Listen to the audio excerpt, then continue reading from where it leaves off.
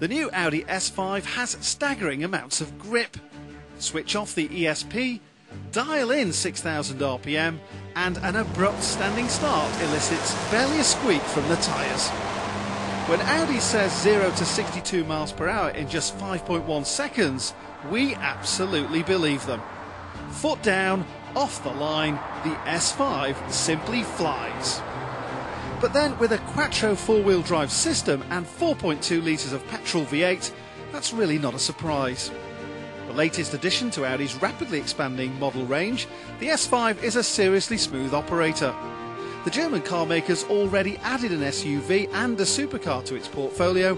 With the S5 and the lesser A5 models it's based on, Audi's going after BMW's 3 Series Coupe and the Mercedes CLK.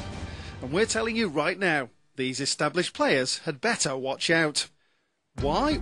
Well, for starters, the Audi has huge road presence. Whatever you think of the styling, you can't deny how purposeful it looks. There are hints of BMW around the rear, and those LED daytime running lights are a bit much, but this is one new car you won't fail to spot on the road. And the S5 doesn't just add a bigger engine, but a body kit as well. Subtle but menacing in typical Audi style. And speaking of typically Audi style, take a look at the interior. It goes straight to the top of the class. Not just because it looks so good, but also because everything is so easy to use, including the multimedia interface computer system, where you'll even find a setting to cancel those angry LEDs. On the downside, you can forget about it fitting 4 adults in comfort. Rear leg and headroom is abysmal, consigning the rear seats to small children or dogs.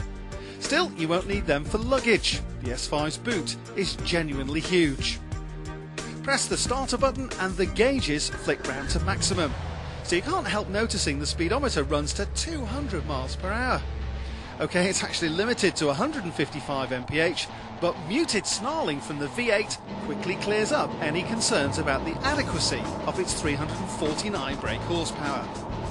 On the move, it's swiftly apparent the S5 works better as a big GT than an out-and-out sports car.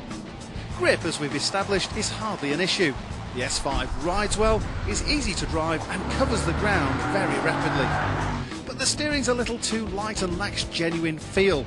With so much engine over the front axles, push too hard and the S5 understeers, despite its all-new chassis design and four-wheel drive channeling more power to the rear. Will buyers actually care? We suspect not. The S5 smokes both its closest German rivals from a standstill in a straight line and looks far more imposing than either of them. At a fraction under £40,000, it's expensive compared to a BMW, but less than the equivalent Mercedes, with an engine and interior that suggests you're getting heaps of prestige and excellent value for money. Another Audi success story? You bet. As for good points, well, there's plenty of grip and grunt. The Audi interior design and quality looks great, and there's those imposing exterior looks.